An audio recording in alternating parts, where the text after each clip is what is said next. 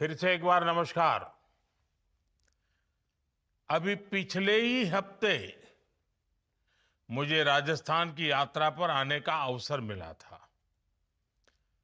अजमेर की पावन धरती से हमने राजस्थान के विकास से जुड़े हजारों करोड़ रुपए के प्रोजेक्ट का शिलान्यास और लोकार्पण किया था।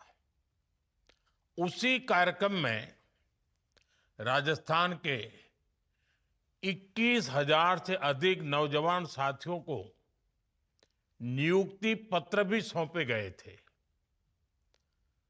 अब अजमेर यात्रा के कुछ ही दिनों बाद आज मुझे कोटा से जुड़े हुए इस महत्वपूर्ण एयरपोर्ट प्रोजेक्ट को शुरू करने का अवसर मिल रहा है।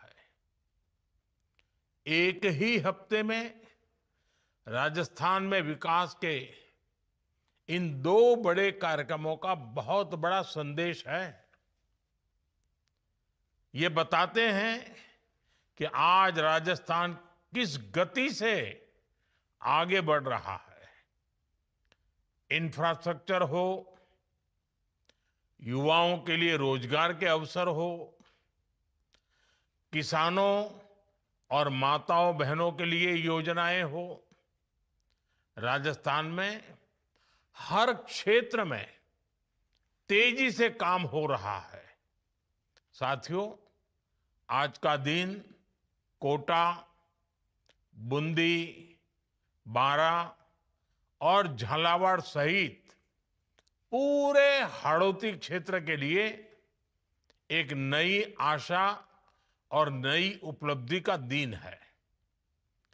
करीब 1,500 करोड़ रुपए से बनने जा रहा ये आधुनिक एयरपोर्ट आने वाले समय में पूरे क्षेत्र के विकास को नई गति देने वाला है।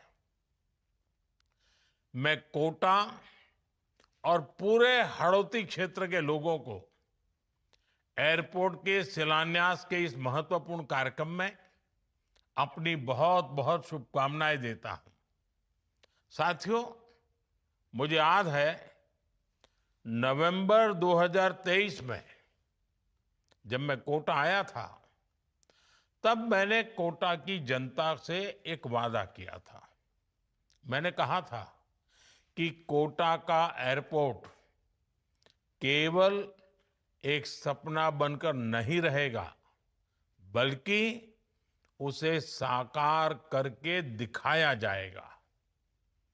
आज मुझे प्रसन्नता है कि वो क्षण आ गया है जब कोटा एयरपोर्ट के निर्माण का काम शुरू होने जा रहा है। अब तक कोटा के लोगों को जयपुर या जोधपुर जाकर फ्लाइट पकड़नी पड़ती थी।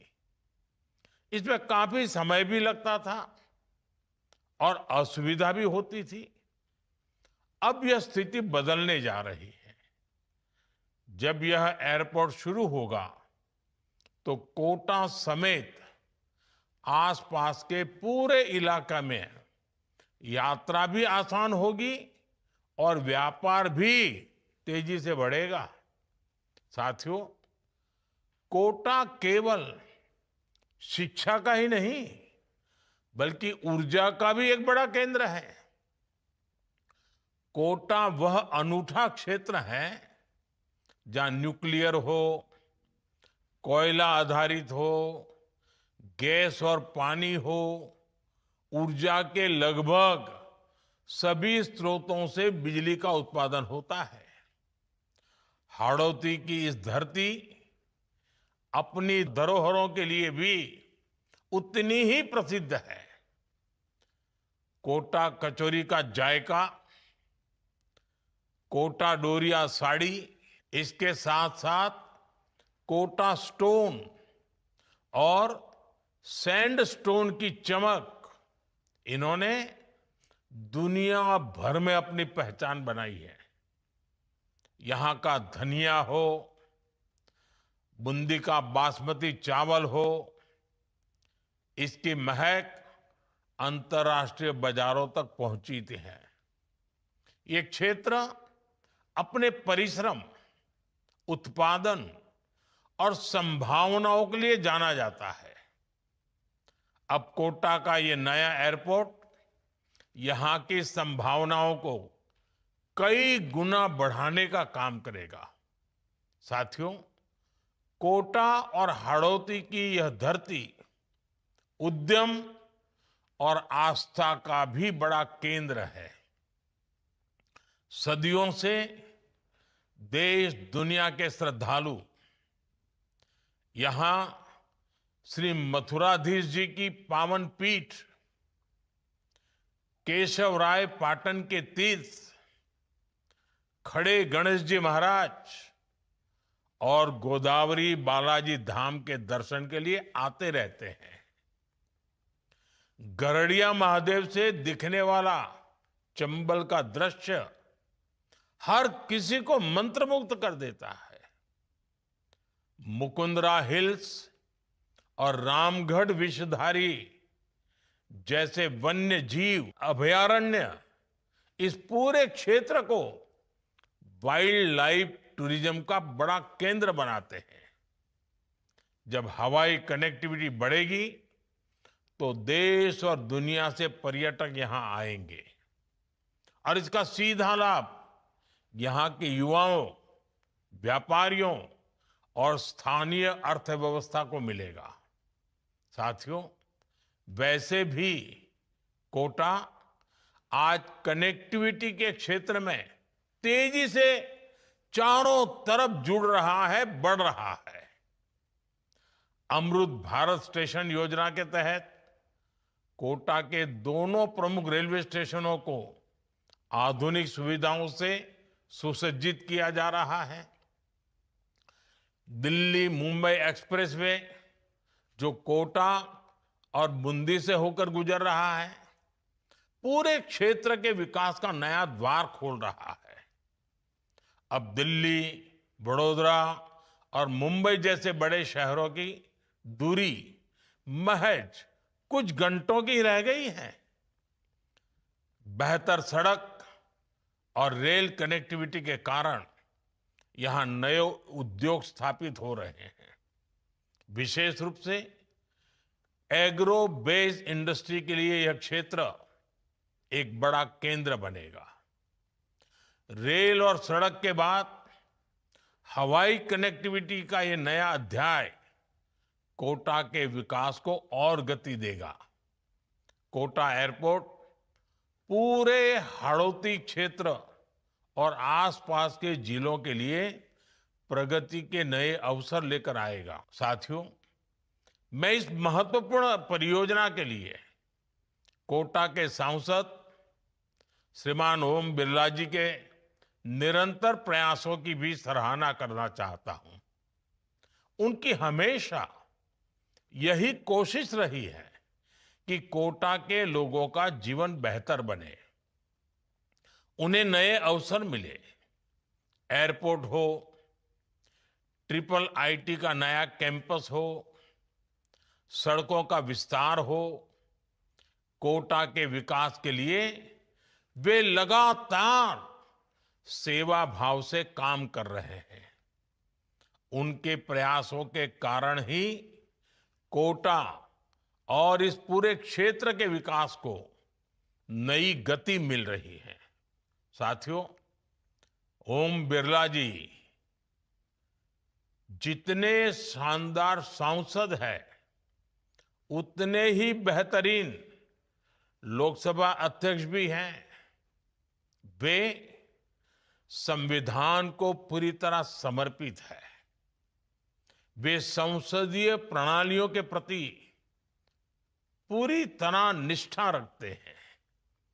वे आज किसी पक्ष के सदस्य नहीं हैं। वो पक्ष प्रतिपक्ष से पूरी तरह ऊपर है। और मैं देख रहा हूं, जब उनको सदन में देखता हूं, तब मुझे विचार आता है कि ये शायद शिक्षा की नगरी से आने का प्रभाव है कि वो लोकसभा अध्यक्ष के तौर पर भी एक अच्छे मुखिया की तरह सबको साथ लेकर के चलने की भूमिका में रहते हैं। और सदन में जितने भी हमारे माननीय सांसदगण हैं, उनको वो अच्छे से संभाल लेते हैं। उनकी भावनाओं को, उनके आग्रहों को बहुत ही आदर करते हैं। और एक ऐसे स्पीकर महोदय हैं जो सांसदों का सर्वाधिक सम्मान करने का स्वभाव रखते हैं।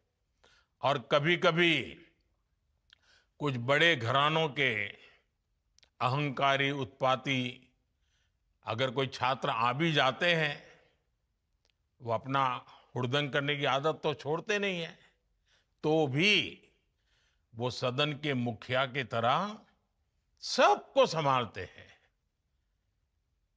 किसी को भी अपमानित नहीं करते, सबके कड़वे बोल भी झेल लेते हैं। और आपने देखा होगा, हर बार वो मुस्कुराते हैं। एक मीठी हंसी उनके चेहरे पर हमेशा रहती है। शायद वो भी एक कारण है कि सदन में वो सर्वप्रिय है। साथियों, जब कनेक्टिविटी बढ़ती ही है, तो विकास की संभावनाओं में भी नई तेजी आती है। बीते 11 वर्षों में देश के अलग अलग हिस्सों में बने नए एयरपोर्ट्स ने विकास को नई गति दी है। 2014 से पहले देश में 70 के करीब एयरपोर्ट ही बने थे। आज यह संख्या बढ़कर 160 से ज्यादा हो गई है। इन नए एयरपोर्ट्स ने हवाई यात्रा को आसान किया है, पर्यटन को बढ़ावा दिया है, युवाओं के लिए रोजगार के अवसर पैदा किए हैं और क्षेत्र के विकास को नई रफ्तार दी है। हम दिल्ली के आसपास ही देखें तो कई सारे नए एयरपोर्ट शुरू हुए हैं। हिसार में एयरपोर्ट बना है, हिंडन में एयरपोर्ट बना है, जेवर में नया एयरपोर्ट बना है। जब ये एयरपोर्ट बनते हैं, नए टर्मिनल बनते हैं, तो छोटे शहरों में भी नए उद्यम पहुंचते हैं, नई कंपनियां पहुंचती हैं। मुझे विश्वास है कि कोटा का यह नया एयरपोर्ट भी आने वाले समय में इस क्षेत्र के विकास को इसी तरह नई गति देगा। साथियों, जब राज्य सरकार और केंद्र सरकार मिलकर काम करती है, जब नीयत साफ होती है और संकल्प मजबूत होता है, तब विकास की रफ्तार कई गुना बढ़ जाती है। आज राजस्थान में वही हो रहा है।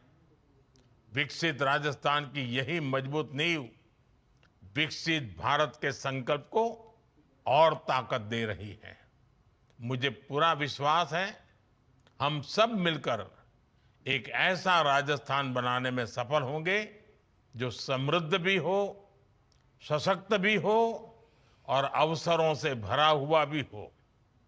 इसी विश्वास के साथ आप सभी को इस शिलान्यास के अवसर पर मेरी बहुत बहुत शुभकामनाएं हैं। बहुत बहुत धन्यवाद।